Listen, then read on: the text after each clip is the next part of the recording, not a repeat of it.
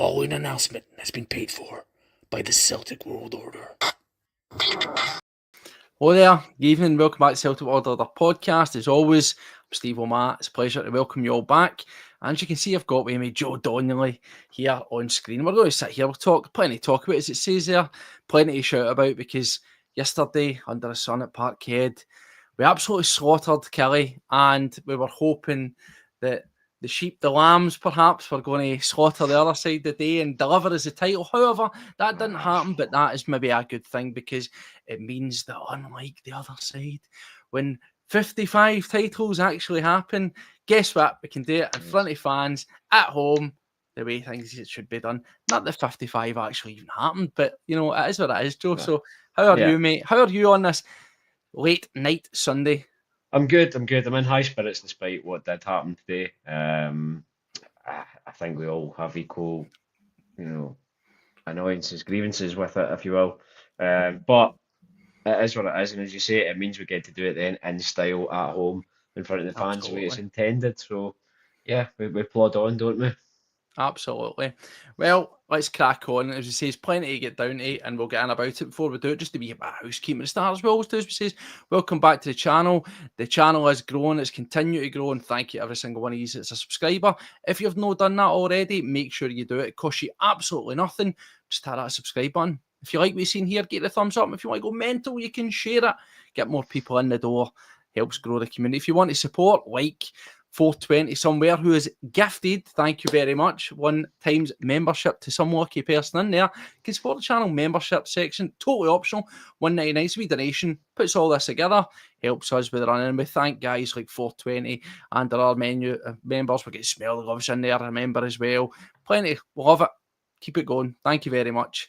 Get us elsewhere, the usual TikTok, X, we're on Spotify, on the move. Plenty of ways to do it. We're on Blue Sky. I say we're on it. We're just there by default. But the main one's at CWO Pod 1888 and that TikTok for all you young, fancy, newfangled types. Paddy runs that. I don't know what TikTok is. Nah, me neither.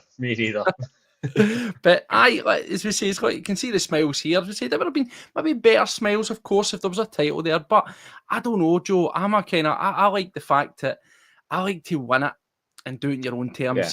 It would have been nice for a laugh, wouldn't it? It would have been nice for a laugh. But it's nicer to sort of do it. You don't want to do it by default. You never want to win it by default. That's the way that I see it. So no chance, absolutely not. And 420's going mental. There we go. Thank you very much, brothers. Another one there for you. Somebody's lucky to get that, so thank you. But Joe, let's get right in about it. Let's get down to business, as we say here on the channel, because game against Killies yesterday, it should have been the title party. We know that. Yep. What happened to St Johnstone, it's now by the by. Bank put it in the sort of memory bank, disregard it, if you will. And I think they're done up to this. There was a few things that were bouncing about, wasn't there? The manager was it was pretty raw, wasn't he? He came out after that game. I wouldn't go as far as he slaughtered the team. He didn't pull any punches and maybe pointed a few fingers without saying names about people that he thought were maybe treading water, that were going through the motions, that weren't showing the mentality. He kept saying that, the character, the mentality. And we all knew that there was going to be some sort of reaction. There was going to be some sort of changes. And, well, we get an absolute raft of changes. Yes, it was Scales in, it was Taylor in, of course, your favourite, you smile like it now, we had James A. Forrest coming in place of Kuhn, and of course, we got Adam Ida getting a start there, making way for Jota, of course, but that moves Maeda out to the old-fashioned position, if you will, for him out on the wing there. 4 changes, I felt pretty solid. I thought that's what needed to be done. As these people, just when I say that, are the people that have been dropped, are they, in your opinion, the folk that have been ghosting? They are to an extent. So Trusty absolutely was kicky outy for me. I just didn't want him playing yesterday, at all. And I would probably go as far as to say keep him out for the rest as well. Until we know it's in the bag at least. So yeah, for me, good call. The Vodka, it should have maybe got a start as opposed to Scales, but that's an argument that we could have all day long. We've all said that he had a good performance a couple of times, and Yeah. we were happy with it, and his performance and his level was good. So that's, again, I think a toss-up between Scales and Rocky. Hmm. So that's fair enough. Forrest, though, coming in for Kuhn, fantastic call. Fantastic call. Not just for my love of Forrest. Kuhn, I think, has been disappointing for the past half a season nearly. Hmm. I just think he's became too predictable, lackadaisical. He's just not covering the right area. The only time um, that he seems to be right on it is when Johnston is right on his heels. So, and it shouldn't be down to Johnston to G him up, is Hmm. the way I feel about it. So, yeah, I think Yeah. great calls. Either getting a start is by the by. I could have took it or leave it, that way. I don't think it made any difference because he made zero impact on the game, in my opinion. But So, we'll see how that one goes. I'm sure. Like, listen, as we say, there's a good wee bunch he's watching now. aye, Get your thoughts in on the performance, any particular players, anything you want. We'll try and bring up some of these comments. So if you've got something you want to share, you want us to discuss, or you want to put to us, fire away. Let's make it happen. Let's get involved. But as I says, I think looking at it, that was the thing. We knew there was going to be some sort of reaction as well. And also, I just want to get your sort of thoughts on some of the chats. Obviously, we now got the clarity for the manager, which was the most important thing. But you all remember that wee snippet. And of course, it's Clyde One Super Scoreboard, done it, but they put that wee snippet out there where he eventually says, the clickbait. players move on, you rotate it, or sometimes the manager Yeah. goes and folk he's going to be the rat again, isn't he? He's going to be the rat again. He's ready to go. That was thankfully that's been cleared up. Yes. But what did you actually think of that? Was that classic Brendan mind game, not necessarily mind games, but mental management, if you will, where he's saying to players, if you don't ship up, you'll be shipped out. If you don't Well, shake that's up, it. out the door. But Yeah, that's also it. or the manager might change type thing. Is Mm. that a wee sort out of the board? Look, the score here. Give me what I need. Well, that's it. He's looking for performance from his players every single week. A championship winning side. Um, uh, they've got to be on the ball every single week, no matter what, no matter who they're up against. The disappointment for last weekend was really, really hurtful for a lot of fans as well as Brendan. You can see he's put his heart and soul into it, and he's picked and Mm-hmm. pieced that team together and brought them. I don't see what to say, brought them back. But last season we had next to no competitive side against us, really. Mm-hmm. We kind of ran away with it. That was it, done and dusted. And we've been that way for the past few seasons, as we know. This time round, a wee bit closer, a wee bit tighter. A bit of a change in the teams that were up against us as well. I know Mm-hmm. it's the usual suspects, but the order to it was a little bit different and up and down throughout the season as well. And the way that Hibs came in and played against us, and Aberdeen played against us at the start of the season, it was surprising to us all. So I can Yeah. understand his frustration and his comments then in that respect as well. Yeah. Well, listen, I want to jump straight in, and rather than talking and go through it as much as we'll cover a lot of the guys that came in and a lot because it Mm. was reaction. That's the main thing here. We were looking for Yeah, reaction. We were looking for a positive sort of bounce back. That the message was clear. We were looking for a return to form, and I think we got that. Undoubtedly, it yeah, was a very comfortable performance, devastating, certainly in that first half.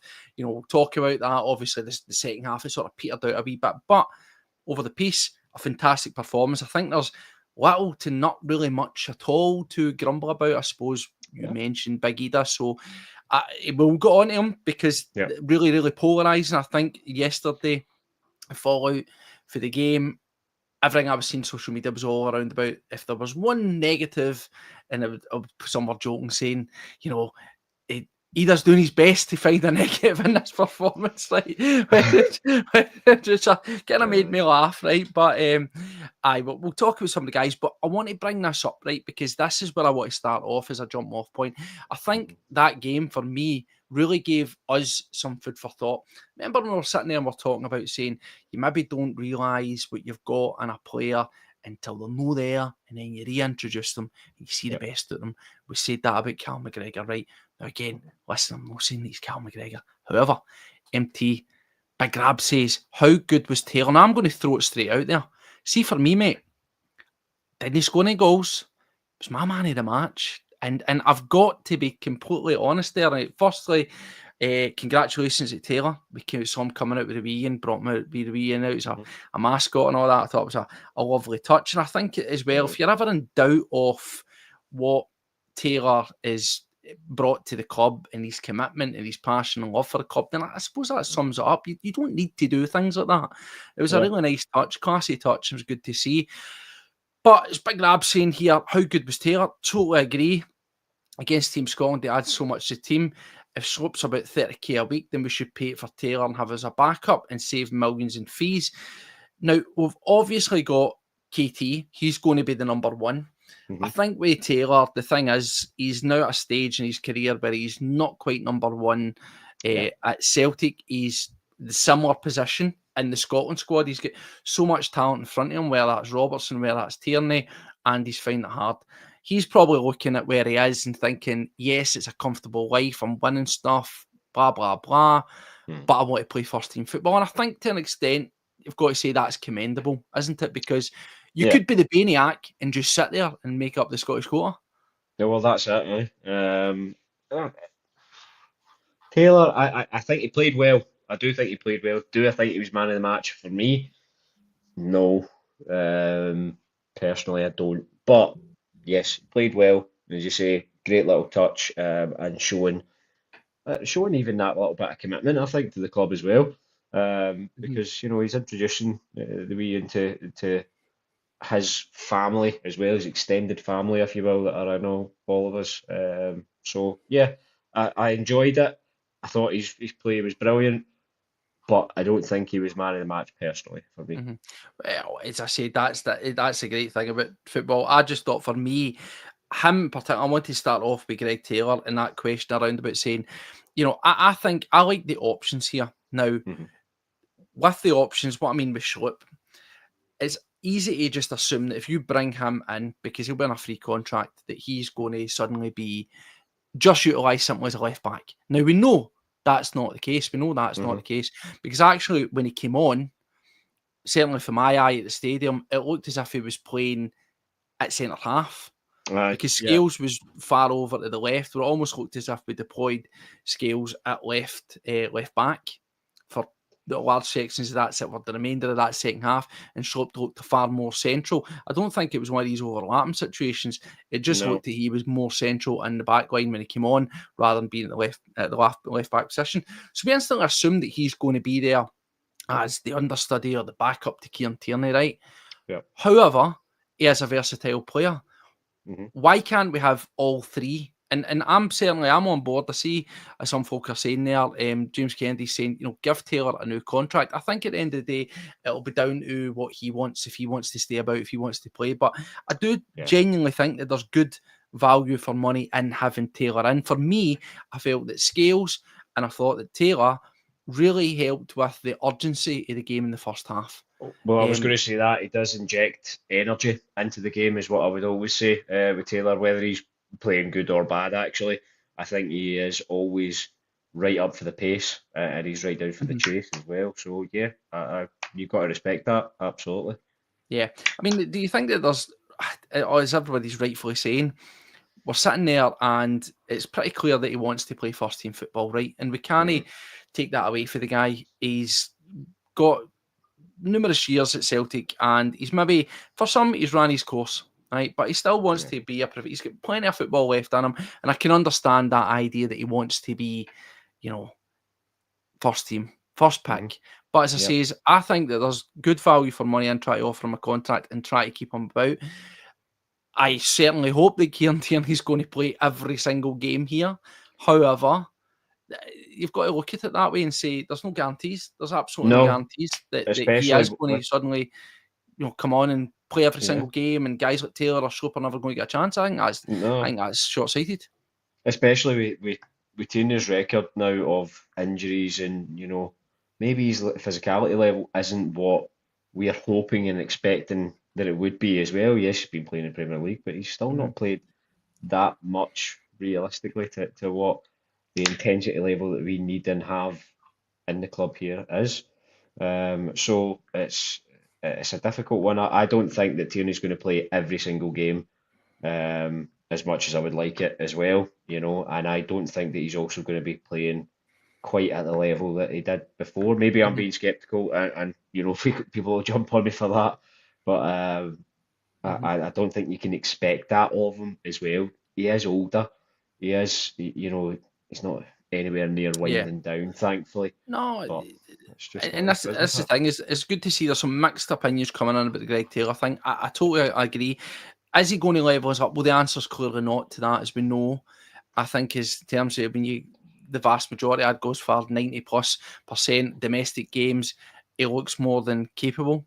Yeah. He knows the system. Obviously now, as I've says and as Brown Warriors saying there, a change of system could really help. I think that's the advantage you're going to get with bringing in Kieran Tierney, where you can play a bona fide back three. You can actually start to think about doing that. Hmm. It gives you far more options. But I think that Schlupp, for me, I've seen enough in him.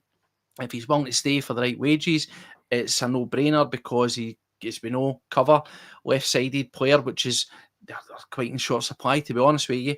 But he can play the left, he can play the centre half, he can play in the midfield as well. Really good, versatile player who is actually pretty good at every single one position. It's not like you're Yeah. really dropping off quality if you move him around the pitch.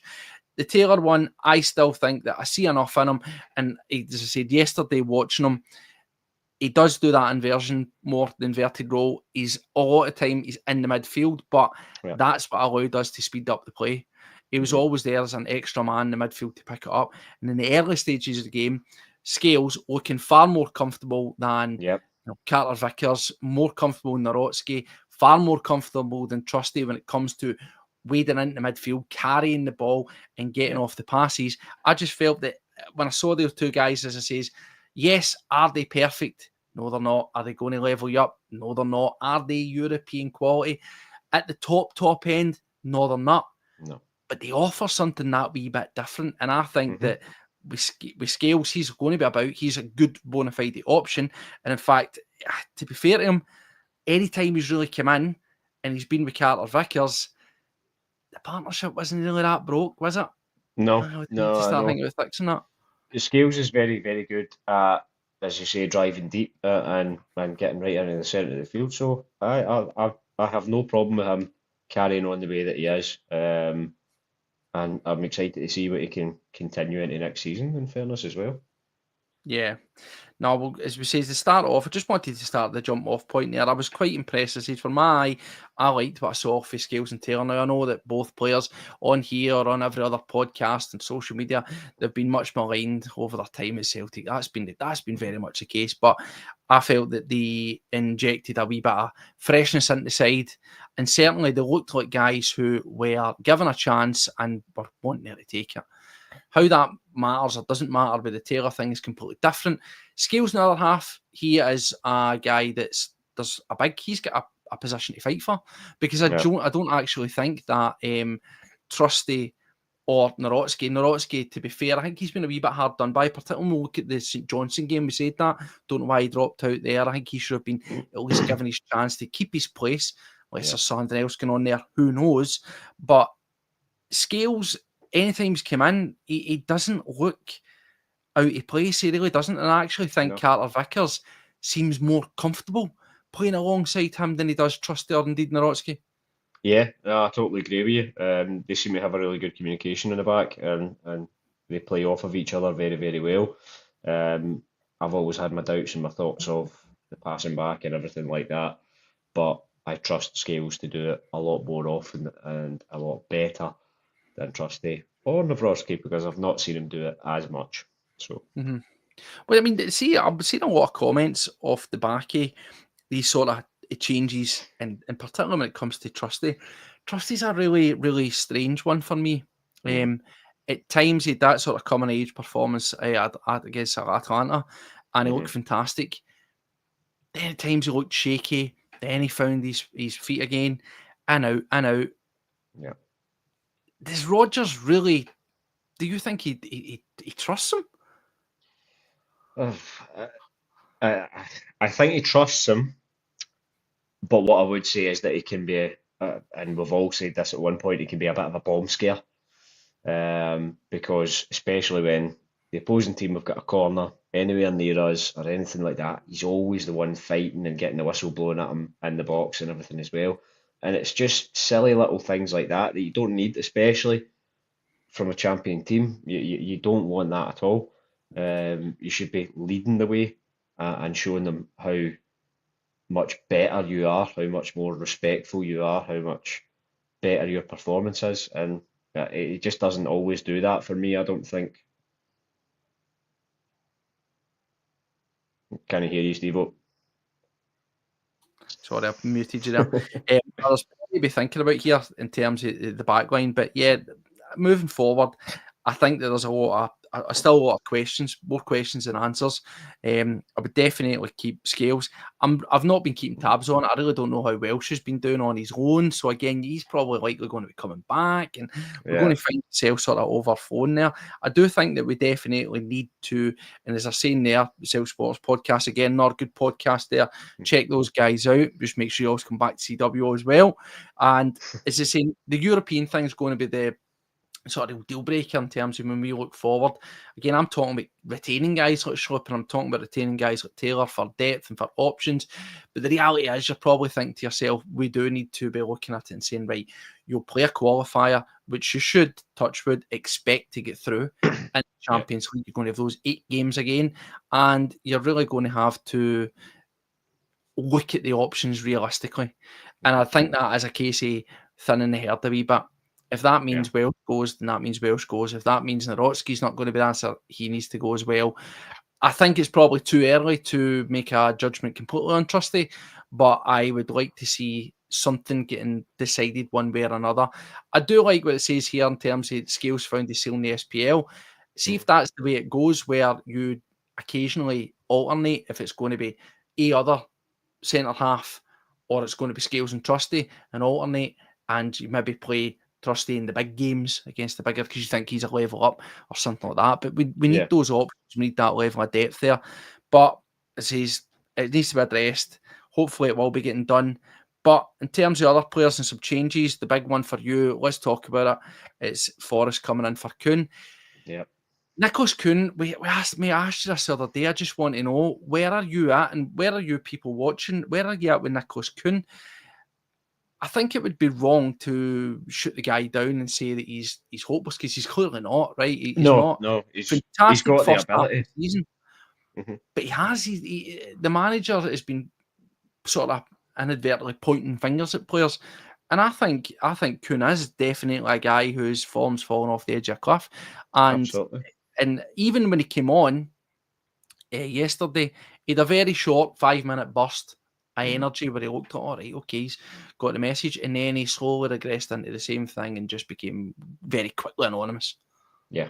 No, absolutely. My thoughts on Kuhn are that I'm disappointed more than anything. The way that he started the season and the way that he did play some brilliant games, scored some amazing goals. Like I said before, he's just that predictable way now. And you know that, as you say, he gives 5-minute bursts and dips on the inside and whatever else it may be. Whereas someone, and again, I'm going to blow his trumpet, someone like Forrest is amazing at creating little opportunities. We've seen the way that he can control the ball, and even at his age and how long he's been playing now as well, it's scary, you know, that he can still skin a lot of the SPL players in many different ways, and he's still got pace and everything as well. So you think to yourself, well, why was Forrest benched so much when he was available, of course, and not injured or otherwise caught up or whatever else it may be? Was Kuhn the right option instead of him for so many different games? Would it have made a difference? All you can do is speculate, you know. Well, see, the thing that I liked about Forrest yesterday, again, he's another player that's coming back. He's been given an opportunity, and he never lets you down. He always gives you energy. He puts himself about the pitch. He tries to get involved in much of the play. Now, what I would say is see when you look at what Forrest does most often, he also cuts inside, right? He does. One thing that he can do is he can go by a guy and hit that byline, which we saw a couple of times in the game, which is a wee bit refreshing when you've not been getting that. You've not even been getting that for Jota, actually. I feel like he sort of regressed a wee bit. I don't know if it's the system we play, but we said the other day was on with Paddy and Paul. Some of the players, they are more guys that need to be left to their own devices and do their sort of thing, rather than sort of being pinning into where they need to be in the system. And I think that's Jota. But again, that's a side issue at the moment. We're on Kuhn at this moment in time. Kuhn, for me, as we say, he's a brilliant first half of the season. There was the talk about Germany stuff. There's talk about people apparently interested in him. Some people are saying maybe he's thought, Tommy's saying there thinks maybe his head's been turned. Very, very interesting, because it's all rumour and innuendo. There's nothing been solid there. But it would be actually quite interesting to see and test the resolve of the player and the club if someone were to come in and actually start to be looking at him genuinely and seriously in the summer. Of course, the flip side of that is his form hasn't been exactly brilliant for that second half of the season. Yeah, that's what I was going to say there. Like, if you're a team looking at Kuhn right now, you're going to look at the second half of the season and be going, hold on, why is it we're looking at this guy again? He just doesn't look anything special or anything like that. So why then is he not pumping in the performances that we want and expect from him? Yeah, that should be the baseline. The thing is, Kuhn, I feel he's just been a wee bit sort of found out to an extent. I do think that he's undoubtedly he's a talented player when he's on it, and that is the thing with many guys, is when they're on it, right? Yeah. But he cuts in a lot, and he's sort of one-dimensional. We even saw that when he came on now, as I say, Forrest will do that a lot, but the difference that he seems to have that Kuhn doesn't is the coming looking for the ball. He's always on the move. He's in different positions. He's overlapping. He's wanting to, play a pass to somebody. He'll cut inside. He'll try to get down by the byline. He's always involved in the game in one way or another, whether he's dragging a player away, whether he's coming short to get the ball, or whether he's making a run looking for somebody to find him.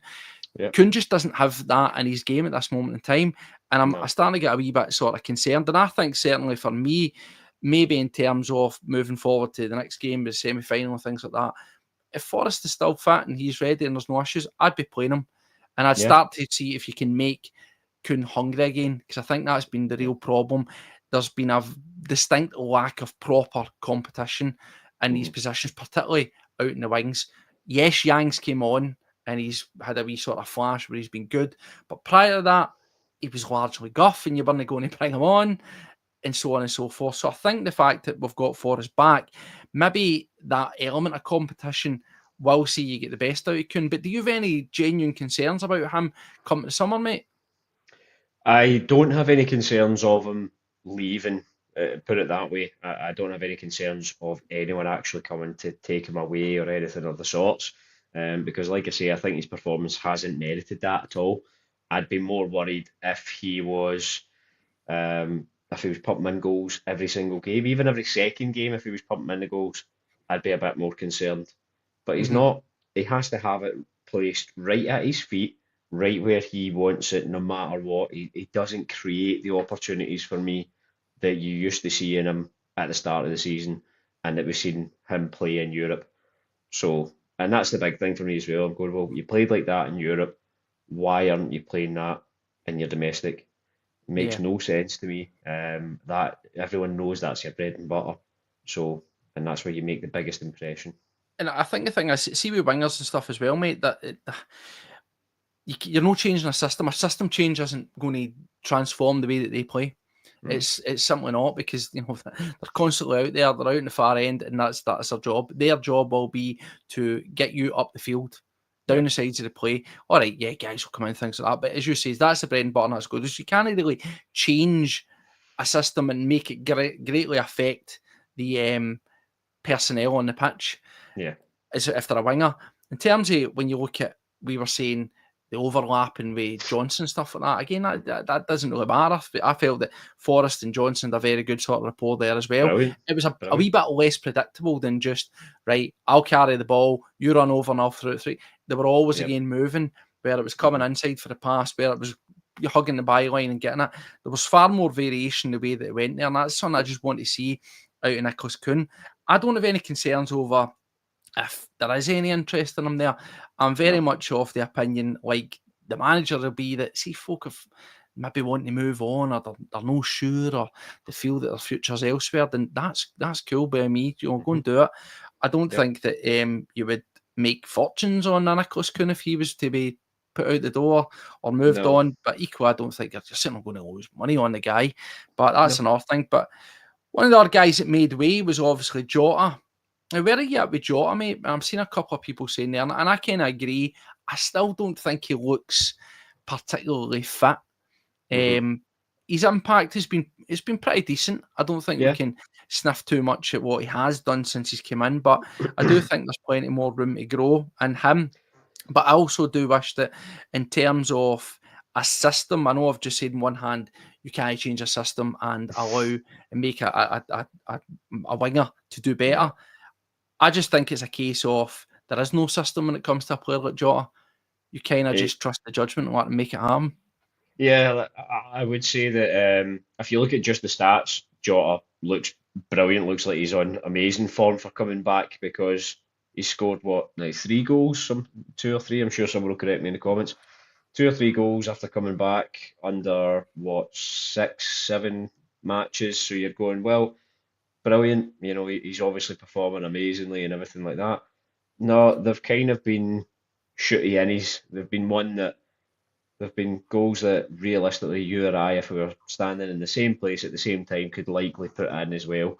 Yeah. So I don't think there's been masses of skill involved in that.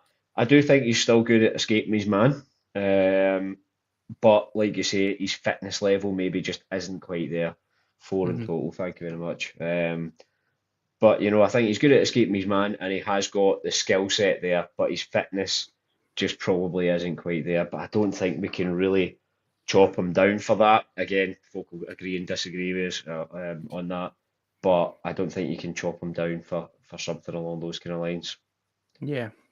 What about the guy that's come in before we get round the action? Because I just wanted to start off with talking about the sort of individual performances. Obviously, there's a certain player that we're going to get on to when we talk about the goals, but Ida was the man that made way for him.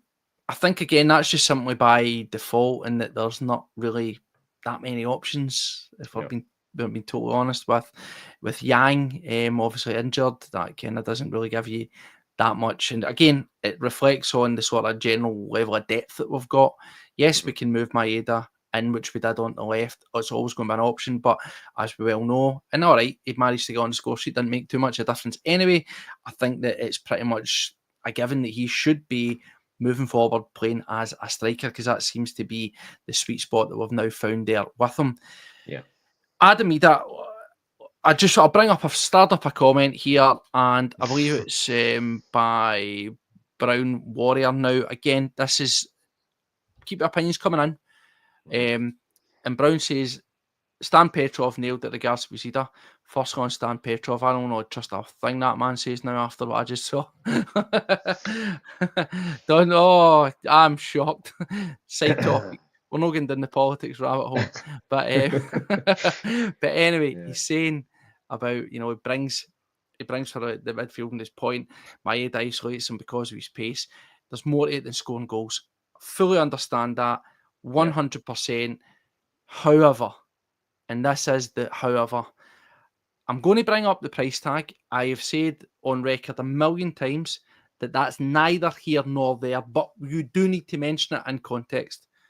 Yeah. When you spend £9 million on a striker, you want him to score goals. Yeah. It's as simple as that. See if he was 2 million, 2.5, 3 million, whatever, right? It wasn't a marquee signing that a big deal was made out of, that we went out our way, that yes, we kind of get our pants pulled down and bent over the table, and we kind of, as we done, we dithered. The fans, there was a massive groundswell, where, as I said with you, and we spoke last time, I says, looking at guys like Christa Garden, we got into that stage where if it's no Adam Ida and it's anybody else but Adam Ida, you're out of order. And I think that's the way it went. There was such a groundswell, there was such a level of pressure on the board because of, and thankfully, grateful to the cows come home, what he did. What he did last season helped us drag ourselves into the title race, get it over the line, single-handed delivered the cup. Thank you very much. Paid your way. That's not up for debate. However, you buy a guy who's a striker, you spend that kind of money, you want a return in the form of goals. That's his job. Yeah. And Yeah. we can go on about confidence, we can go on about game time, we can go on about the system, the way we play. I'm sorry, and I put a wee tweet on it, and this is where I am at. I've been back and forth, I've flipped and flopped on Adam Ida. At this moment in time, make no mistake, I want Adam Ida to be a success. I pray that he does it, that he switches like that, turns it on, and he goes and proves everybody, myself included, entirely wrong, right? Rams it down my throat. That's what I want. I want to see anybody that pulls on hoops to do well. However, on a personal level, any level, small amount of belief that I have in him, that he's got firstly, the mindset, the desire, and the drive to push on and turn it around is near empty, mate. We're in the red. We're on the red on the gauge, mate. I can't see it happening. Where are you at with Adam Ida, mate? Because as you said earlier, and I felt the same, he contributed next to nothing in that game, mate. Nothing. Yeah. And we keep saying that, unfortunately. From game to game, we keep saying, he was on the pitch. You know, he was there as a big body, but he could have been a dead body and it wouldn't have made much of a difference in a lot of games, you know. And as you say, if we're paying that kind of money for a striker, that is your entire job, is to be a striker. We're not going to get as lucky as what we have from the likes of Maeda, who can play, as you say, 3-4 different positions and be phenomenal in every single one and have the pace and everything like that. Is it difficult because we're comparing, you know, Ida to Maeda? Yeah, of course we are to an extent. But even if he had 60% of what Maeda has, not even that much, 50% I'd take, then brilliant. But he just doesn't seem to be showing it. He doesn't have that hunger. He doesn't have the thirst for it anymore. You know, did he play as like a fiddle last season and go, I'm just going to come out, I'm going to stonk and take every single opportunity and score every single goal, get my money, and then off, you know? So I don't know what's going through Ida's head at the minute. I hope that he's in a bit of turmoil with himself and thinking, God, I'm better than this. I know I can do better than this. And like you say, I hope he proves us so wrong. I hope he destroys us and makes us eat our own words, because I would be more than happy for that to happen. Please, please let it happen. Yeah, I mean, what do you think? As it says, there's a lot of things I see, and I'll try and bring up some of them here. There's a lot of sort of agreeing, if you want to call it, from the angle that we've come at it, with saying he's not. Obviously, I can see Brown Warrior again, perfectly entitled to his opinions, very pro sort of supporting him. Yeah. And comparing them off against guys like Kyogo and stuff, and I get that. I really, really do get that. I completely get it. I think you can argue the toss with, he's done better and more. Scored 12 goals in less minutes than Kyogo. Scored 10 this season. I get all this stuff. I really, really do. But the difference is, for me personally, is that yes, we know that Kyogo could be in a game and not touchable. Like, that's the difference. Like, so you can always balance that and say, Ida comes looking, he tries to get involved, it doesn't come off right, and yeah, that's good. I think with the Kyogo one, it's a bit of a moot point. He wanted to go, so his head was completely out the door, and you know, his return maybe reflected that, but it being so close to Ida's, for me, isn't really that much a sort of deal breaker. The one thing I said on it, and remember we went on, I think it was a couple of weeks ago, and we spoke about Ida, because we had this conversation, and I looked through every single game that he scored the goal in, and the reality is that I think he scored something like I'd need to go back, but something like 2 actual meaningful games of like goals that have actually meant something in the game. The rest have been like the third goal and a 4-0 demolition, or the cherry on top goal that, in the grand scale of things, doesn't really matter. I think the only 2 goals that really, aside the ones that really affected the game, that could have had a meaning, were the Aston Villa games. Now, at the end, they went for nothing, right? But if you remove them and you look at the bread and butter stuff and you look at the league, he hasn't really impacted a game where his goals have actually made that much of a difference. No. When Kyogo was at Celtic, despite his record, he was scoring goals that were making a difference and killing games. Yeah. That is the difference, because he's been given enough time, and I understand minutes to goals ratio and things like that, but he has been given countless and countless times on the pitch. Remember that run where he went on? It was horrendous, well into double figures run, but he was getting plenty of minutes and doing nothing. And that's the biggest problem that I've got with him, that he needs to kick on. I don't know if it is a mentality thing. He certainly looks like a guy who is at 6s and 7s with himself. Yeah. The manager talks about mentality. That's something, if that's something that we work on, you need to sit down with Ida. You need to work it out and do a deep dive with him and see what it is, because at this moment in time, he is flailing. Celtic are undoubtedly going to go out and get another striker. And I wouldn't be surprised if they go and maybe push the boat out and get somebody who's maybe got a bit more of a proven record around them. Yeah. And if they do that, then it could be toast for Ida. That's the reality. Yeah. Consistency is one of the biggest things and the key element to being a good striker as well. And again, I'm not trying to berate anyone, Brown Warrior. I totally take on what you're saying of minutes versus goals. But if, for instance, we take Maeda into consideration, his minutes versus goals is going to be absolutely horrible, because he plays every single game the entire length of it almost. And you know, at the worst, he's taken off at 65, 66 minutes. So he So, made you know, weight 60 minutes yesterday. yeah, so I'd say that's probably about an average for him at the very least. But we have seen him do entire games where so his goals to his minutes are going to be a horrible statistic when we look at it. But the difference is he scores almost every single game, and he makes a difference. He gets the openers, he gets the finishers as well, like we were talking about with Kyogo too. So, you know, I think minutes versus goals is a difficult statistic for me to ever take into massive consideration, because it is completely dependent on the player and how the player has been throughout the entire season, not just the performance of, oh, well, he's been here X amount of weeks, he's played this short period of time and he's scored this amount of goals. Like you say, he does finished games off that have been 4 and 5-1 and things like that, and he's come in and dinked one in when the other team have given up at 86 minutes. And I think actually, if you sat and looked at Ida's average scoring time in the game, you would probably find most of his goals are within the 80th to the 95th minute. Yeah. Where, as I say, the other team have given up anyway. They're kind of like, well, we're not clawing 3 goals back, so you know, we're kind of take the foot off the gas and that's it. So, you know, it's a difficult one for me. But it's tough, and listen, we're going to go on. There's some folk are joining, so welcome those that are joining in. Welcome, Strangelove, and I'll just mention he's obviously saying we're not really started talking about the performance, Strangelove. We're just talking about the personnel changes. We're there's no scapegoat.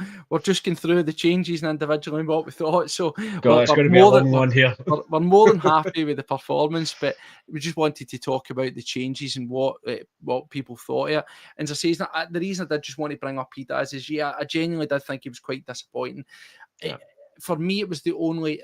I'm not going to use the term negative, but it was the anomaly that side, and a side that were all firing and the energy and the passion and the pace and everything there, and the touches and the play, and it was all smooth. It was the only one that looked disjointed, and again, that could be various things. That could be just that he's not up to scratch or whatever. I just think that he cuts a very frustrated figure. And again, I know this is armchair psychology bullshit, right? But I watched it again. He get taken off and see that getting straight down the tunnel stuff. That does my nut in. Yeah, I'm not having that. To support your own team as well. And I know he comes back out and I get it, right? But I'm not having that. Maybe that, I don't know. Does he get down the tunnel and draw the boot off a door or something? Maybe he needs to do that. I don't know. I'm just jokingly saying that, right? But bite the tails like Barry. Exactly. But he's not pulling it off. And the problem is, and we say this about everybody, chances at Celtic are finite. And see the argument of he's not been getting a regular enough run in the team. he's not going to get a regular run in the team if he doesn't show something with every minute that he's on the pitch. And that could be, you've got 10 minutes here, it could be 5 minutes, it could be 60 minutes like you got yesterday, but you need to show something that shows that you're earning or deserving of another run, another crack at it. Yeah. He just looks like a big guy running about. If there's ever a player that's development and really needs a pre-season, I'll judge him after the pre-season properly, but as I say, I'm running on empty in terms of faith in him, but he needs a full nut and bolts, root and branch pre-season. Right back to basics, because as people are saying, I hate the phrase, he couldn't chop a bag of cement. He couldn't even take in a simple pass. And see, for a guy, he has height and he's build, he should be able to just back in, hold the ball and lay it off, or more importantly, learn to spin on it.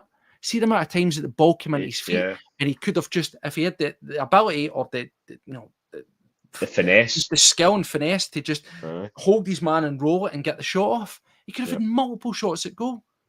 And that's the way of the entire season. And I think I do agree totally with Charlie's saying here. I think he looks mentally weak. I think you need to work on his mindset first and foremost, and then double up with his skills. But we'll move on to performance. But one final word on Ida. We secure the title. Do you then just give him the remaining games? Do you start him? Do you just do that experiment? I would say give him the remaining games, definitely, because I think he needs to have the minutes on against teams who are maybe still fighting in the bottom and things like that, who are a bit more desperate, who are going to give it everything they really can, and to make sure that they guarantee their place. So yeah, I think that we give him the minutes and let him try and get over that mentality of I can't turn, I can't do this, or whatever else it may be, you know. So that's my opinion. Sorry. Right, so mate, let's get into the actual action. Yes, we've talked about the personnel. First half, absolutely blitzing. Possibly the most complete performance that we've had in a long time. Yeah, do you know what? Yes. It was a game of two halves, so that cliche. It really was. First half, ended up first half, 80% possession, 7 shots on goal, 5 on target, 4 goals, boom. Get the body bags out. It was all happening. It was all happening.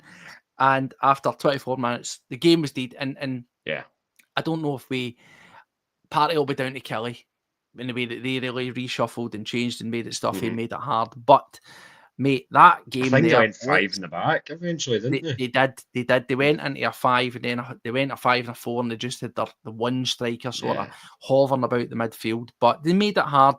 They made it completely stuffy. But let's just talk about it, mate, because there's only one guy that we can talk about here, and it is Hatate. Wow, what a game. And you know that I'll come on here, you know, Paddy loves him. He'll be raging that he's not on here. He is to Paddy what Forrest is to you. But if there was ever a player that typifies when he is on it,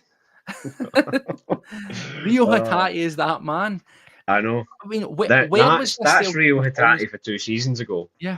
That's exactly who that was. Rio Hatate? Where was this Rio Hatate, mate? But do you know what? We sat here, 2-3 weeks ago, something like that, and we're going, Rio forgot, he needs to get it sorted, he needs to do something here. Has he done it? Has he went away and had a word with himself? Has he sat and watched their podcast or someone else's and thought to himself, those guys are dead on it, I need to do this, I need to do that, you know? So we can't complain about it. We love it. We love to see that change in that direction for any player. First of all, you know, it doesn't matter whether it's a Hatate or an Engels or a Kuhn or whoever. We love to see, you know, that passion come back and really sprout out. I think actually his passion kicked off last game out. The performance didn't match, of course, as we know. The result was not what we wanted. But at the same time, he was the only man on the pitch who actually thought, he's going to get one off here. He's going to get one in, you know. So I'm so glad that this week it worked for him.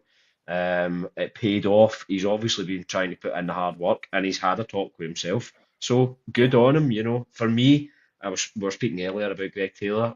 He was voted man of the match, and for me it was Hatate. Hatate should have got it, Yeah. I think, because of that total change in Do you him. know, when we started at the top of the show there, and we're talking about the way that certain players, Scales and Taylor, affected hmm the speed of play, I'm not obviously Hatate needs to do it, and he had a fantastic game. He was buzzing about, he was chasing down balls, he was winning challenges, he was, putting himself about the pitch, great distribution, 2 good goals, probably should have had a hat trick, as we well know. Yeah. Of course, that now we know wouldn't have counted, but a fantastic all-round performance from all action.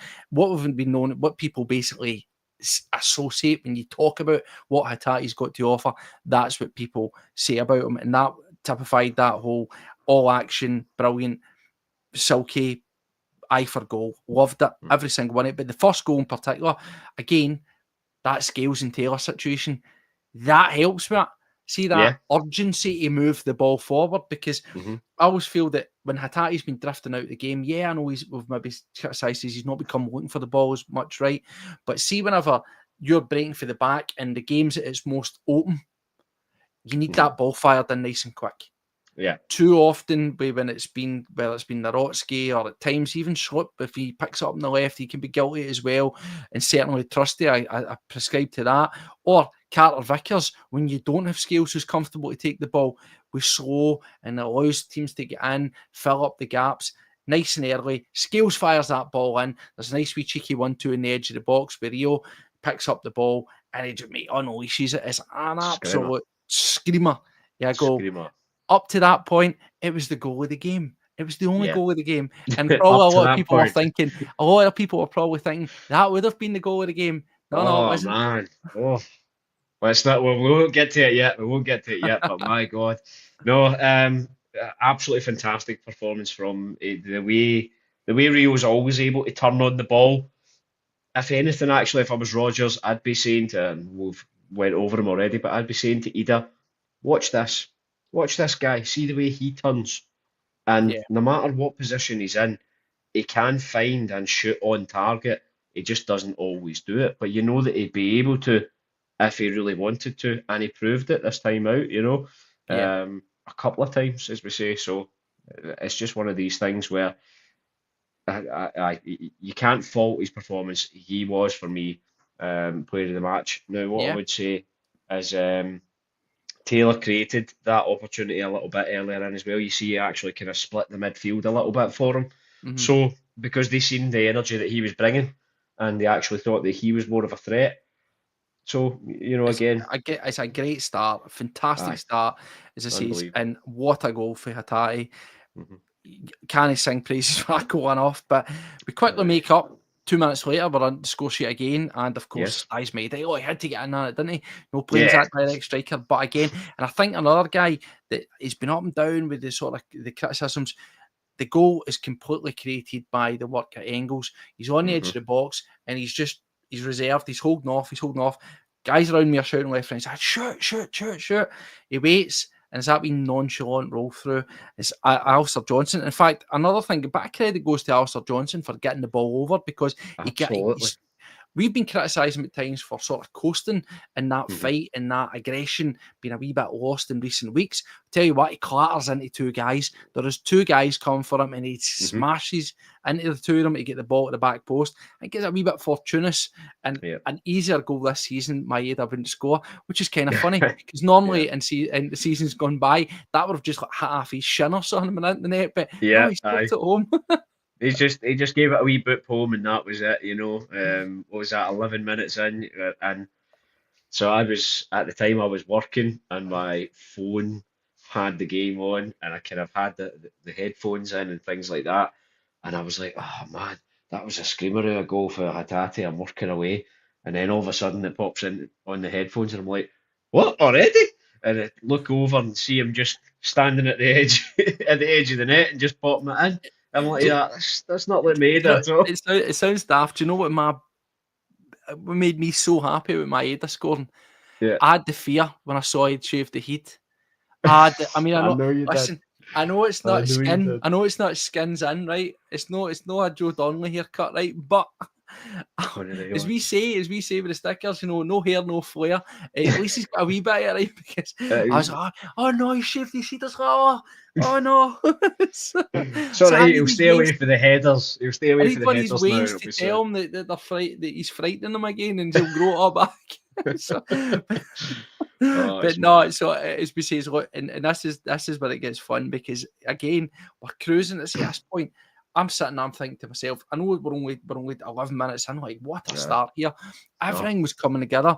To quote John Collins, the passing, the speed, the tempo, it yeah, was the movement, it was that's there. it. The passing, the Listen, movement, the tempo. They were really, whatever the manager says to them, the message was pretty clear. And they were 100%. just going for it. Everybody, a man, was doing their thing. Parkhead a bit nice. Sorry, I had to say it. Right, okay, I know. Sorry, who? No, Who's I know, that? no, but brilliant. So but listen, let's get on to it because, and people are saying it. This goal with the season contest when it comes up is going to get right difficult. And Brown Warrior does say Extremely. the goal for Ida against Dundee is a topper outside the box, top bin. But I don't know. I think the fact Yeah. that it's Carter Vickers, mate. It's Like, about 30 yards or something. What is it? it's It's, got to be, at oh. least. But it's not just that. Like, But do you know what was funny? did you ever picture the likes of Bobo Baldi doing that? No. It's odd, isn't it? And you see every other player on the pitch has went, what? Like, how is that even Well, went it's in? funny because you actually see the goal go in. I think you see this in the centre and you see him looking, going, like, as if, look what I'm Uh, there. Right? Aye, exactly. I've looked back at replays and everything because I watched it about 6 times because I was just Mhm. in amazement. And there's about 4 or 5 players on the pitch, but all the one time just go, what the because Well, that's so just the disbelief, you know? see being obviously at the game watching it, it was funny because what do I always say about Carter Vickers? I say, see when he's got the ball Yeah. and he's sort of moving forward, he always hits a point in the pitch where he starts to become uncomfortable, right? Yep, When yep. he slows down and he starts to walk with the ball. He was at that Aye. stage where he's walking with the ball, looking around, going, "Fuck, there's nobody here to take this ball." And But at at the that same point, time, there's 10 aye, yards wide clear in front of him, and he's and at going, that oh, well, point, why he's not? getting closed down by two men, Aye. and he obviously just thinks, "Fuck it, I'm going to hit this." And Aye. as he says, as Bob Warrimore said, he says, "I shanked it." What does he say? "I curly toed it." What does that even mean? I think he means he Tobied it because we've all Aye. Tobied it before, haven't we? But just phenomenal from him. For me, that is goal of the season, absolutely. Um, Especially when considered who it came from. So I'm over the moon for him. I'm over the Yeah, moon for him. I think he absolutely. kind of needed it, especially we all had our kind of reservations when he had his injury and he was out for a few games and he came back and we're like ooh ooh ooh ooh a bit weary. He's passed back that went south very quickly. Clever, We know, clever. but I No, think he's more than redeemed himself with something like that. It doesn't matter. We the were 2-3 ahead at the time. the the the the the sense around the stadium was unbelievable. Like I as you bet. say, you saw it in the player and looking around, fucker just actually laughing, going, Carter Vickers. Absolute Phenomenal. brilliant. And it actually became a bit of a joke at that point because after that, for the remainder of the game, the guy who was sitting beside me, every time Celtic were on the cusp of the edge of the box, just kept shouting, shoot, shoot, shoot, Shit, no matter who shit. it was, No, just shouting, shoot. doesn't As a matter. topper, but as we says, the game's killed off in the first half, just Yeah. 25-minute mark. So tie again. It's a brilliant, it's a good wee fast 1-2. Forrest and Alistair Johnson. Yeah. Forrest, your man, gets that cut back in there. And what That I liked about this beautiful goal is chip. it was composure. Yes. Composure, because I know he's in the centre, he does have a wee bit of time, but the defender's close to him. He just Yeah. takes that to check in his right and then sweep it home. It would have been easy to sort of just shin that one, try and hit it first time, put it out. Because it's Too a often, fast ball comes in, but the yeah. control and the calmness. Too often though we have seen that. Engels and Hatate are both quite guilty of it, just going straight for a volley. And yeah, we all love to see those back on the replay reels and everything like that.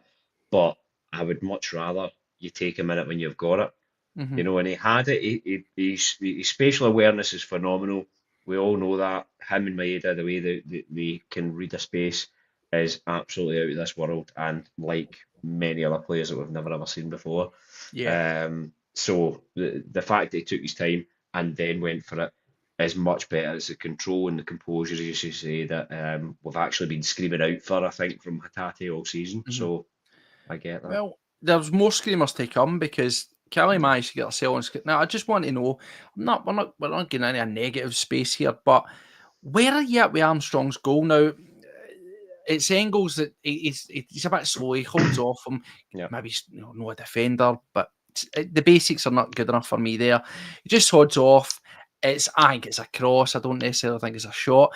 I have seen a fair whack of criticism around Sinisalo. Folk are saying that you shouldn't be getting beat by goals like that. Certainly when I was in the stadium, I was right just sort of above that goal Mm. when it goes in, and I just thought, cracking goal, fair play, you can't hang that. And I watched Yeah. it in highlights and I saw the sort of, the wide angle, and you see, and it looks a lot lower than it is. I probably do prescribe to a wee bit that the goalie maybe shouldn't be getting beat like that. Is that Mm. unfair? I don't think it's unfair, but what I would say is that I'm not being funny, but 90% of goalies out there get beat by those kind of shots all the time. See if you were actually able to sit and sift through all goals in Scottish Premier League and English Premier League and look at every goal that's been a cross that has went in, Hmm. it's like trying to reach for something on your tippy toes. Yeah, You're going to struggle for it no matter what, because you automatically think this guy's coming in low. You spread yourself nice and wide, and then all of a sudden you've got to be 2 foot reach above you. yeah. It's difficult. So I actually don't blame Sinisalo for that at all. Do I think it was a cross? I actually don't, by the way. I actually thought the way he looked up, and there was not a lot of Killie activity near the box even to, Hmm. to go for that. I think there was only one other player who was in possible contention for it, but the speed that he was trying to get the shot off at, he would have never made it in time. Yeah, So I whether mean, it I do, whether it was I do just a kind of agree haphazard that in thing. terms of when I look at the highlights and you obviously get to see the multiple angles, I Hmm. think Sinisalo's set himself in a position where he's expecting the cross to come in. That's Absolutely. probably what's happening, and he's Yeah. obviously got a chasm behind him. But it is what it is. Strange enough saying it doesn't matter a jot at that point. It was a wee sort No. of about, they've scored because you want that clean sheet and you want complete obliteration beyond. You don't want anybody to get anything in it. But no, it is what it is. And then, of course, we nearly score. Mate, talk to me about this offside. Now, firstly, Hatate, that was his chance for a hat trick. See if that goal were to stand, he'd be kicking himself because it's Yeah. it's a wee bit of a softy shot into it when he gets into the box here. But what is it? Is he is a fucking toenail off? Is he an eyebrow Yeah. off? Yeah. What is He he? does a finger off, but like. I mean, I know this is the point, and it's VAR and this and that, but I mean, come on. Listen, the way I see it and think about it is that if that goal was scored against us and it was of the orange nature, we would have been saying, it's miles off, it's miles off. So offside is offside, and that's it at the end of the day for me. See, unless there's been like a 20-minute look at, well, it's not obviously 20 minutes, but a good long look at VAR where there's an argument back and forth and whatnot about, for instance, when the ball had went out of play and Johnson managed to play it back in and everything like that. Unless there was something along those kind of lines, then offside is offside. It is what it is. You just have to live with it. And we're not going to be angry about the fact that we didn't win 6-1, are we? When we won 5-1. So Yeah. it just is what it is for me. You accept it, you carry on. Don't let it affect the players. I think that's the big thing as well. If you're the manager, you're screaming, do not let this affect you. Keep going, keep pushing. And I just do what I say as well. Kelly, I don't think they played a terrible game. by the way. I really don't think they did. I think some of Mhm. their players were good. They showed good performance, good athleticism, and well in Armstrong for getting the goal as well. You know, it really brought up Look the at spirits you of your again, entire Kelly. team. Look at you again, Kelly praise. But Listen, nah, I mean, you've got up to. to that It's point, a difficult game anyway. yeah, I mean, up to that point, I mean, I agree with Punch here. I thought that we were going to half time, you're getting in, absolutely Hmm. cruising, and I thought to myself, right, here we go. We're going to absolutely slaughter them. I genuinely thought we were going to be hitting easily about 7 goals Yeah. in that game. I Can really, really did. I'll Go on, be you go. 100% honest here, right? After the second goal went in at 11 minutes, I jumped straight in my betting app and I said, "Oh, this is going to be a good one." And I actually thought to myself, "Do you know what? Kelly might get one though if he take a foot off the gas." So I put on 8-1, which at the time was something ridiculous like 66s or 80 to 1 or something like Yeah. that. And I'm like, oh, that's coming in all day. When I seen number 4 go in, I was like, oh my God, I'm in for a payday here. Here we go, you know. Nah. And like everyone, I'm sure, is saying in the comments just now, I only see a limited screen. Sorry, Aye. guys. I mean, But I'm sure everyone's saying, I think your foot was off the gas in the second half. But yeah, I mean, I think that this is the thing, just to wrap up the performance. The second half, obviously, we made multiple changes. 60 minutes, it was either for Jota, Forrest for Kuhn, Taylor for Sloop, and then if later on, 75 minutes, Ralston made way. We'll go on to Ralston, makes an impact for Johnson, and then very, very late on, it was Dyson coming off for McCowan. What did you think of? For me, I was quite surprised. Now, I do attribute the vast majority of that to Kelly. Now, mhm. it was damage limitation. Now, bear in mind, they are second for bottom, and that goal difference situation could be massive for them. Yeah, So they 100%. sort of stem the bleeding. That was their goal. And then, yeah, they very clearly meant to 5 at the back, 4 in midfield. It was basically 5-5-0. The one Yeah, the one striker that was just sort of hovering about the sort of semicircle, and that was it at halfway line. There was nothing there. Celtic still, at the end of the second half, 87.5% possession with 14 shots, 6 in target, 10 corners. That's something that we really do need to, I've said a million oh, times over, improve on that. 1,025 passes. I think that's the highest it's been all season. And mhm. 324 of them on the final third, 34 touches in the opponent's box, and 950 our passes were accurate. It just shows you how dominant that was. Now, Yeah. the way I compare it to that second half, not the first half, was when I watched the Baddies midweek, and I was Mhm. talking to a mate, and I got the usual, that team are shite and they're this and that, and I'm like, mate, think of many Celtic performances where they have had all the ball, all the possession, and they just couldn't get through teams that were Mhm. just managing to defend, that were blocking shots, throwing themselves 30 shots, stopping them from getting any sort of where near their box. That was what that second half was at Celtic Park Yeah. yesterday. Identical. Celtic had all the ball, they were trying to do the right things. They were just up against 2 brick walls. Yeah. And it was, you can't say much about that. In terms of the players that came on, who did you think, if anybody? Obviously, Ralston done his bit. I thought Ralston looked really, really solid. And I Yeah. thought that Jota was trying, but then faded. Did you think, was there any of those subs that came on that really done anything for you, injected a wee bit in the game? No, I think by that point, they hadn't so much checked out, but they knew it was a done deal at the very least. But good on Ralston, as you say. I think that actually this season, Ralston's kind of proved that he's there for a reason.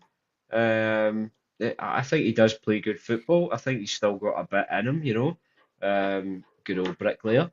So it just is what it is when it comes to Ralston. I don't think you're ever going to get stonking performances out of him. But I also think that he's a nice consistency to have. That he's good at defending. He's got the odd good throw in and things like that where he creates a little bit of space and opportunity as well. And he's not afraid to charge in as well. So I think that out of the subs, Mhm. despite the goal, even if it wasn't for the goal, he made the difference in the game for me anyway. He was the Do you only think one with that the made any sort of changes, impact. do you think the changes that were made that perhaps Paulo Bernardo's a wee bit hard done by? Now I know that Hmm. you know, Hatate. had a fantastic game. You want to keep him on. Maybe hope he gets that sort of hat trick and all that. But for me, I thought Cal McGregor completely controlled the game, and I thought, look, the game's dead and buried. I would have liked to have seen Cal McGregor make way just cause to bring on Bernardo. I felt a bit surprised that he missed out. Yeah, I get that. Again, for me, as I've kind of touched on in other players, I don't think the Bernardo's actually really blew my socks off at any point. I really don't. I know that you and Paddy tend to feel a little bit differently, but I've never seen any of his performances where I've went, oh my, he's absolutely fantastic. Oh, so glad we have him in that area and everything. Yeah. He's just never been that player for me. Whereas when I thought of taking Cal McGregor out and Engels in, I was like, yeah, brilliant. And then when Engels was out and Callum was in, I was like, yeah, brilliant. They made the difference in the games in the respective matches. So, but I just don't think that Bernardo's ever made that impression for me at all, Yeah, I quite personally. But well, in terms of the action, there isn't really much to write home about. But in second, deep into the game, right at the very end, well, Ralston Dino, because his mate, what was for a right back, it is a brilliant deft touch, pulls it down, cuts it in, bottom corner, caps off a good cameo performance for him. And yeah, I put to thought, bed. I thought as well, the goal came right at the very, very deft. But if we'd seen out that game without scoring in the second half, it would have been pretty disappointing. So it was a nice way to cap it off. Yeah, no, I totally agree. I'm sick of a brilliant first half performance and nothing in the second half. I understand the other teams are going to start doing drastic things like Kelly did with five in the back and well, 5-5 basically, we were saying before. Totally understand that, but at the same time, you still want to get at least one in just for the fans, for something to keep everyone locked in, a bit interested, and a bit of celebration, kick off the game well. So, hats off to Ralston, well done to him. Made a great wee performance for his time out. Yep, a great performance all round. Absolutely glittering. First half, phenomenal. Blew them away. Second half, again, as you says, you can't really criticise. We were doing all the right things. It just wasn't coming off. What was actually interesting was to show you how stuffy that second half was. There was only 2 shots at That goal got on target. to 75 minutes. Yeah, 75 minutes, there were 2 shots at goal. Obviously, with Engels had a pop at goal and smashed the crossbar. That would have been a fantastic goal. But unlucky. again, that's what we were reduced to. A shot for nothing for outside the box. That's just how difficult the game was. This season was a case of just total control, but not being able to get through. The damage was done by that point, as we say, and Kelly were damage limitation. They've got to think of their goal difference, their relegation fight. Don't give a fuck about the relegation fight. Get them down. Right? Get that pitch in the bin. Too harsh, you. You're Get too that harsh. pitch in the bin. Right? Get that in the bin immediately. But no, that's the thing. It's a good result. It's positives, but the manager wants to see. And as we look towards St Johnstone at Hampden at the weekend, brilliant. That's what I want to see. In terms of me, I would 100% go with. I'd be happy to see that team again. I'll say it right now. I'll be honest. I'd take it out, but everybody else, I'm quite happy with that. I liked what I saw. Yeah, no, I totally agree with you. What I would say though is actually maybe leave Ida in, right? And the only reason that I say it is not because he had no impact and things like that. No one's expecting him to make an impact. So do you leave him in just for the opportunity that he might get one through to his feet? Forrest might just, sneak one through there, and he might be able to just go, and hit it Knock right it in. in. Aye, Well, exactly. So all he needs to do is he needs to be in the right position, and that's that. The big man he comes across as quite docile, comes a bit sloth-like, and I don't care. See if he's in the right place to just go, oh, that's a ball, and stick a toe on the end of it. Give me some of that. No, exactly. I'm maybe being a wee bit harsh just off the back of that. I think that if you're going to play him, coming back to what I say is about taking opportunities, that is an opportunity. It's a semi-final. It's a must-win game. And if he were to, I hope he doesn't, but if he were to play and put in another 60 minutes like that, then again, that's when the questions could start to be getting answered, because if you can't get yourself, you're getting a reprieve, you're getting a second chance, if you want to call it that, you're getting put back in. And if you can't get yourself up for it and make yourself effective in a game like that, of that magnitude, with that level of importance on it, then there might be questions. But no, I actually never thought of that way, mate. I quite agree with that. I wouldn't be adverse to that. But hopefully we get that out of the way, secure ourselves in a final. Is it going to be Aberdeen? Is it going to be Hearts? Don't really care. Watched Aberdeen against Rangers today. They should be absolutely ashamed of themselves. Certainly didn't show me anything to be feared of there. And we'll look towards the split. We now know where the split's going to be. Hearts have missed out. Lol, unlucky. So it means you're going to get some tough games in there. Hibs have come on to a right good game. The way you put things sometimes, I swear. Hibs are going to be in there. They're going to be a tough game. And the question is, who's going to be our first game of the split? I probably reckon it'll be somebody like St Mirren at home. There's absolutely not a hope in hell that the game against Rangers is going to be the first one after the split. For various reasons, we're just not going to see it for what's on the line. I'm sure the TV would maybe want that, but remember, it's totally random, so it doesn't control anything. And totally just random fan stuff and all that, I just don't see it. I think that a potential, as much as it'd be great, and we've won titles against Rangers before, I just think it's a headache that many people won't want to see. I think it'd be brilliant. If we turn up and do that, it'd be brilliant. Well, that's but then it brings back to conversations that we've had before, though. Is it then going to cause also more trouble locally that realistically we don't want to see and stuff? I think based off of all the stuff that's happened, all the fan stuff, I just think that on its own, they won't allow that to happen. I just don't see it happening. I think that there'll be all people, authorities, clubs, all that kind of crap. The council, they're probably want to see this season in the hope that what we've seen with fan stuff boils over and everybody forgets about it, and they want that out of the way. So I don't see them putting the high stakes on it. I think you're probably going to get like a St Mirren or somebody at Celtic Park as your first game, and that's fine. Get that stitched up and get that I'd be happy with that, Yeah, but anyway, that's us, mate. It's been a pleasure. Plenty to talk about this season. A good return to form. It came at a right good times. We're going to a semi-final. St Johnstone, was that result a complete and utter freak? Well, it probably, you've got to say that it was. And get into the big, expansive pitch at Hampden, you've got to be confident that it's going to be a completely different game. I am confident it will be a completely different game. Not just down to, I know we could all come up with excuses and whatnot of pitch and everything along those kind of lines, but I don't accept that, because the level that our players are playing at, it shouldn't be about where you play. It should be about how dominant you are or not. And if that, I'm trying to make sense of that as I say it as well.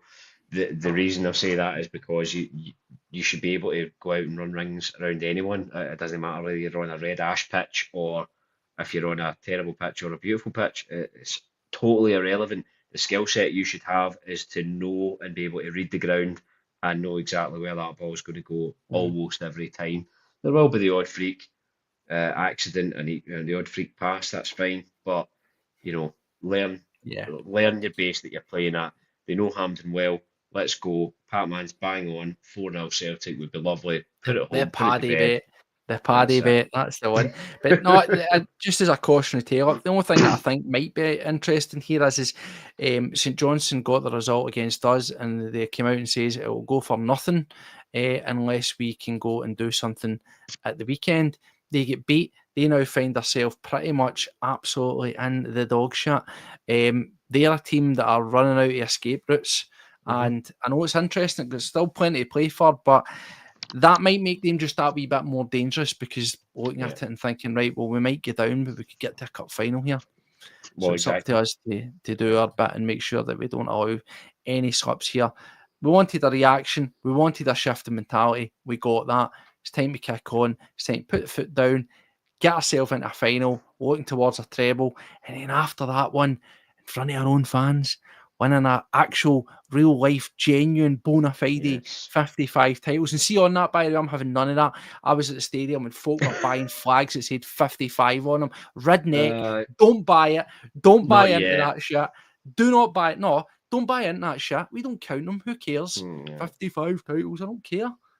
Bore But you off. know why that exists though. That I exists to know, rub it but in no, we're not. those.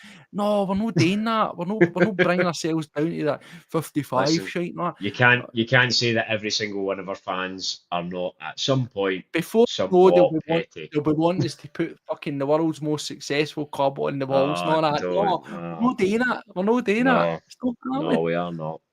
We're not Definitely doing it. not. That's it. I'll tell you what we're doing. We're going to enjoy it. We're going to Yes. enjoy the ride. There's a treble incoming. Can't wait for it. Bring it on. Yeah. So listen, cheers for joining us to every single one of these there watching there. If you're catching Absolutely. up as well, says hit that subscribe button. Get yourself involved with the I was going to say with the club. with the channel. Feels that way now. That's that. Join the club. Join CWO. Love it. That's it. So thank you very much. Take care of yourselves. We'll be back. There's football Here, here. weekend. We'll cover that. Hail, hail. See you later.